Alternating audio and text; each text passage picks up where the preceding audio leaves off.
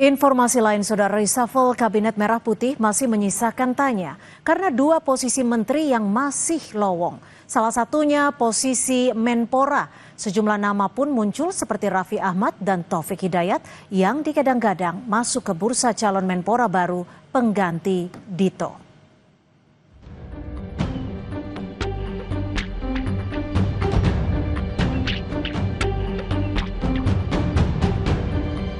Hampir sepekan, nama pengganti Menpora Dito Aryo Tejo masih menjadi teka-teki. Sejumlah nama pun muncul yang digadang-gadang masuk ke bursa calon Menpora baru pengganti Dito. Salah satunya adalah Putri Komarudin yang merupakan kader Golkar. Soal peluang menteri, politisi Partai Golkar Ahmad Doli Kurnia menyatakan Golkar tidak punya ekspektasi untuk mengisi Menpora karena partainya sudah diberi jatah 8 kursi menteri, termasuk Menteri P2MI yang baru diisi oleh Mukhtarudin. Ya, kalau kami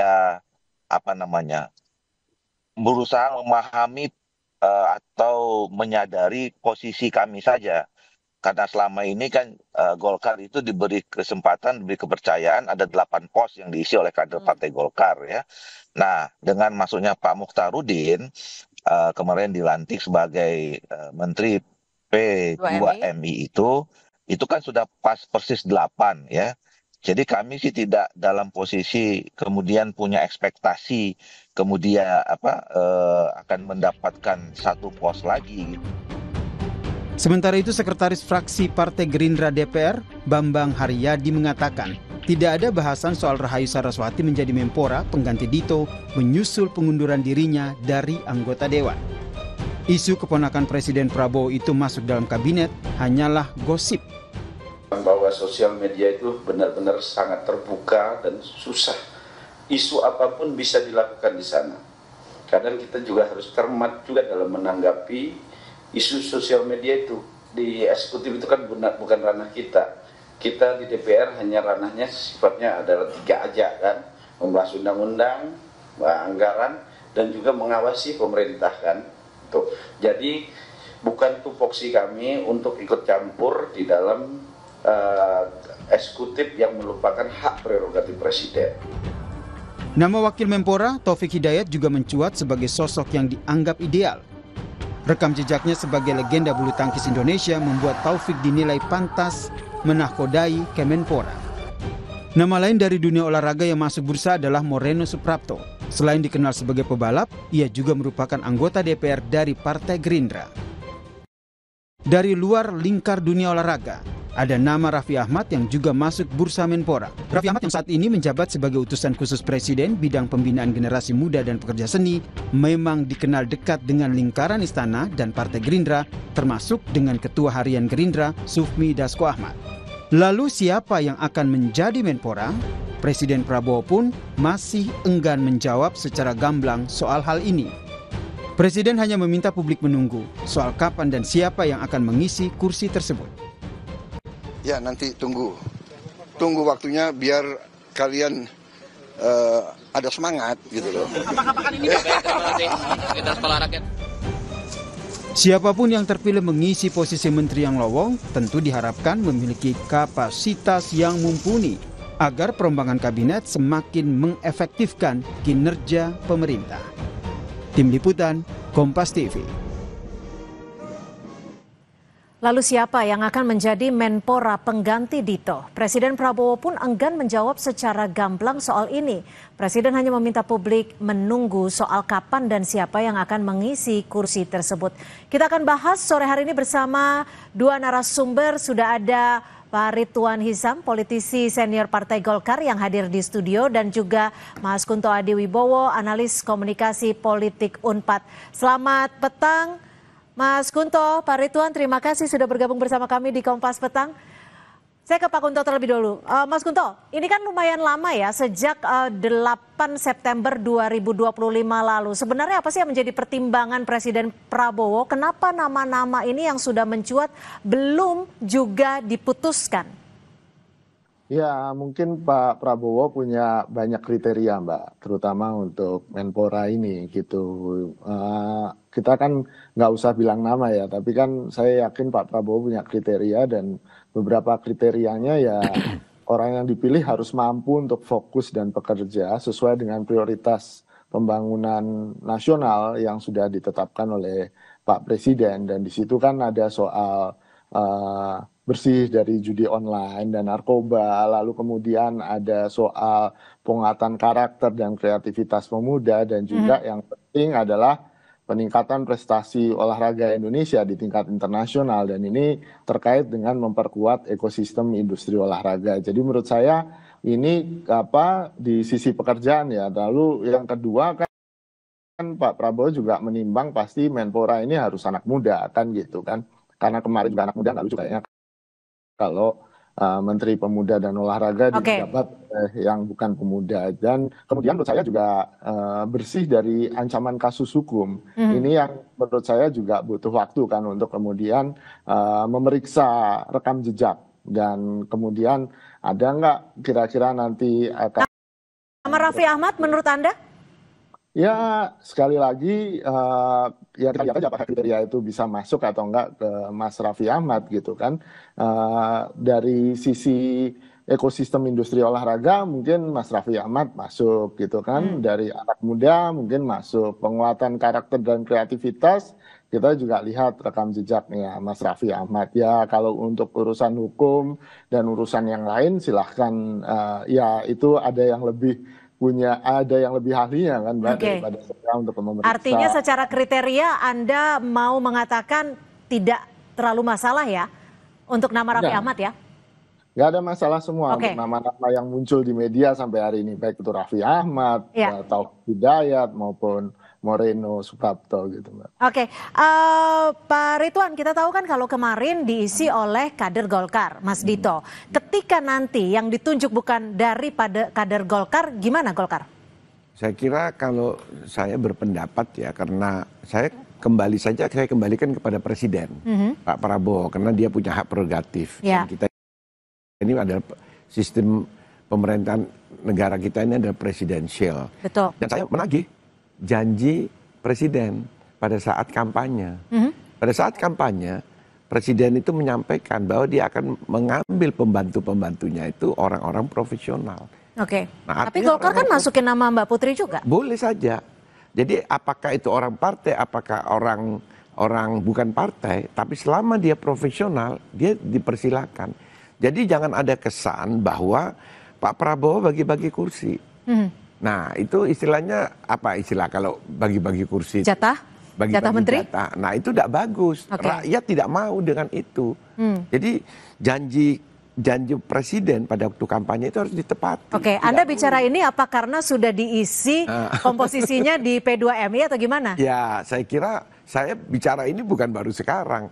Hari kedua Pak Prabowo memanggil calon-calon menterinya di Ambalang, saya diwawancara di sini juga. Diwawancara, saya bilang awas lu Pak Prabowo ini janjinya second kabinet. Ternyata kenyataannya menterinya banyak sekali, lebih dari 100. Habis gitu ya bagi-bagi kursi. Nah inilah akibat daripada yang tidak dijalankan, akhirnya apa? Rakyat menuntut. Jadi dari Partai Golkar sendiri tidak masalah jika namanya bukan dari kader Golkar, meskipun Mas Dito sebelumnya dari Golkar? Siapapun mau Golkar alhamdulillah selama dia profesional. Ya. Nah mau bukan Golkar juga selama dia profesional. Itu tuntutan kita. Kenapa? Kita harus mendukung program-programnya Pak Prabowo ini yang sudah ada disampaikan. Itu harus kita dari nama-nama yang muncul. Ada Raffi Ahmad, Moreno, ada pula Putri Komarudin. 3 itu ya yang kebetulan cukup non-partai. Partai. Putri sama Moreno partai. Tapi kan kalau Mas Raffi bukan. Ya kan, dari ketiga nama itu Golkar setujunya yang mana? Kalau saya pasti Putri. Saya tidak berhak untuk menyampaikan karena itu hak daripada ketua umum partai yang sudah memberikan rekomendasi. Nah, saya kira ketua umum kan sudah memberikan rekomendasi kepada Pak Prabowo. Tapi rekomendasi itu tidak mutlak karena itu hak prerogatif Presiden. Selama Presiden keluar dari 3 nama, silakan. Kalau kita mengacu pada undang-undang pemuda, pemuda itu ada batas waktu, ada batas umurnya. Oke, baik, kami tangkap. Saya ke Mas Kunto lagi. Mas Kunto, kalau kita membaca dinamika politiknya, ketika nanti Menpora yang baru bukan dari Partai Golkar, itu akan seperti apa? Apakah akan mempengaruhi koalisi dari pemerintahan ataupun Kabinet Merah Putih? Ya, sangat mungkin ada beberapa skenario kan, Mbak. Golkar sudah mendapatkan 8 menteri dengan kemarin menteri yang baru kan digantikan Abdul Qadir.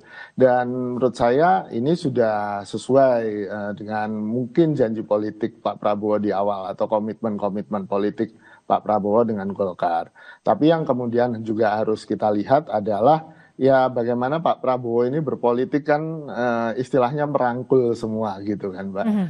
Ingin mendapatkan tidak ingin ada gesekan di antara partai pendukung di kabinet dia gitu, sehingga ini juga pasti akan jadi bahan pertimbangan apakah dengan menambahkan Golkar jadi problematis, atau kalau Gerindra ini kan banyak nama dari Gerindra juga kan, itu akan juga menambah problematis, apalagi wamennya udah dari Gerindra kan, Mas Taufik Hidayat yang juga digadang-gadang naik jadi Menpora gitu. Ini yang kemudian tentu butuh perhitungan politik gitu kan, apakah masih ada partai-partai lain yang mungkin berjuang untuk mendapatkan jatah menteri atau wakil menteri ini yang kemudian menurut saya itu urusan elit, bukan urusan tapi gini Mas Kunto, kalau kita bicara soal Kementerian Pemuda Olahraga ini kan memang dibutuhkan figur yang paham akan dunia olahraga tapi juga dekat dengan generasi muda. Menurut Anda apakah lazim ketika itu akan dijabat oleh orang muda, wajib seperti itu atau bagaimana? Ya, saya pikir kan selama ini sudah ada kultur yang baik, ada budaya politik yang baik bahwa di Kemenpora adalah dari anak muda, walaupun beberapa kali bukan anak muda juga kan, Mbak, gitu. Cuma menurut saya ini yang harus dipertahankan, paling tidak untuk berbicara dengan anak muda, untuk memahami anak muda. Sosok anak muda adalah sosok yang tepat di kursi kementerian ini. Kalau kita bicara soal nama Raffi Ahmad nih, Mas Kunto, menurut Anda konsekuensi positif dan konsekuensi negatifnya jika Raffi Ahmad dipilih seperti apa? Ya, konsekuensi positifnya dia adalah influencer besar, punya pengaruh besar di media sosial dan anak muda gitu kan, sehingga mungkin untuk mengkomunikasikan programnya, membuat anak muda untuk berpartisipasi dalam program-program pemerintahan di Kemenpora itu akan sangat mudah gitu. Tapi problem kemudian adalah ada banyak isu negatif di balik Raffi Ahmad kan, yang kemudian ini harus segera diklarifikasi oleh Raffi Ahmad, jangan sampai kebawa-bawa nanti ketika sudah menjabat Kemenpora, termasuk bagaimana mobilnya pernah tertangkap pakai istilahnya patwal yang kemudian mengganggu lalu lintas, itu kan bukti bahwa dia harus memperbaiki sikapnya dan punya komitmen untuk memperbaiki sikapnya itu. Dan di bidang olahraga kan Raffi Ahmad juga punya klub sepak bola, dan itu kan salah satu salah satu tugas dan fungsi Kemenpora itu memperkuat ekosistem industri olahraga. Gitu. Pak Ridwan, kalau dari Golkar sendiri ada tidak sih komunikasi yang sudah dilakukan oleh Partai Golkar dan juga Presiden Prabowo sendiri terkait kursi Menpora ini khususnya? Saya kira tidak spesifik ya. Terakhir kan setelah acara penyerahan penyerahan dari presiden kepada tokoh-tokoh ya. Nah, itu kan audiensi DPP Partai Golkar dengan Pak Prabowo. Saya kira di situ adalah bisi-bisi politik pasti ada di situ, bahwa akan ada reshuffle. Dan reshuffle ini kalau menurut kami dari Partai Golkar memang karena hak prerogatif presiden, ini akan segera terjadi. Mungkin di dalam bulan ini akan terjadi, Oktober akan terjadi, mungkin tahun depan lagi akan terjadi. Karena memang pada saat awal di dalam merekrut calon-calon menteri atau menjadi menteri, itu terlihat bahwa prosesnya seleksinya kurang matang. Sehingga terjadilah proses-proses ini. Karena kalau kita memperhatikan masyarakat, itu sejak dilantik menteri-menteri tanggal 21 atau 22 Oktober itu kan terjadi koreksi-koreksi semuanya. Sampai pada waktu 100 hari sudah minta reshuffle. Kemarin akhirnya terjadi reshuffle, terjadilah kasus bermasalah kemarin itu, demo-demo. Kalau dari Partai Golkar sendiri kan memunculkan nama Putri Komarudin. Apa sih yang bisa dilakukan Mbak Putri sendiri kalau memang dipilih sebagai Menpora? Ya memang kalau di antara yang ada di DPR, Mbak Putri ini kan termasuk yang paling muda. Jadi hanya faktor kemudaan? Muda dan dia juga ada prestasinya kan. Dia kan anggota DPR periode yang lalu. Untuk soal olahraga? Saya kira kita tidak pernah lihat. Dia kan pernah jadi ketua PPI di mana di Australia segala itu. Ketua pemuda. Kayak di kita itu KNPI-nya lah organisasi. Nah makanya saya kembalikan lagi bahwa Golkar pun boleh saja merekomendasi tidak yang ada di parlemen. Malah saya berkecenderungan sudahlah yang duduk di parlemen itu biarkanlah menjadi anggota DPR. Karena prosesnya kan dia proses panjang. Yang tidak di DPR itulah yang diberi. Tapi dari Partai Golkar sendiri ketika nanti penggantinya Mas Dito bukan dari Golkar, apakah akan meminta kompensasi lain? Mungkin bukan di kursi menteri tapi di tempat lain? Enggak lah, kayak gitu. Saya sebagai senior Partai Golkar tidak setuju dengan konsep-konsep seperti jual beli seperti, karena ini politik untuk kepentingan masyarakat. Golkar itu punya konsep, Mbak. Di dalam menuju Indonesia Emas 2045 kita sudah punya loh itu. Itu pada saat Pak Abu Rizal Bakri ketua umum kita sudah bikin itu kita keliling ke perguruan-perguruan tinggi se-Indonesia itu untuk merealisasi. Kayak zaman dulu Orde Baru itu ada namanya GBHN. Kita sudah punya menuju Indonesia Emas 2045, kita punya konsepnya. Nah itu sudah dibuat oleh Pak Abu Rizal Bakri. Nah itu saya minta pengurus Partai Golkar sekarang itu harus mengacu pada itu.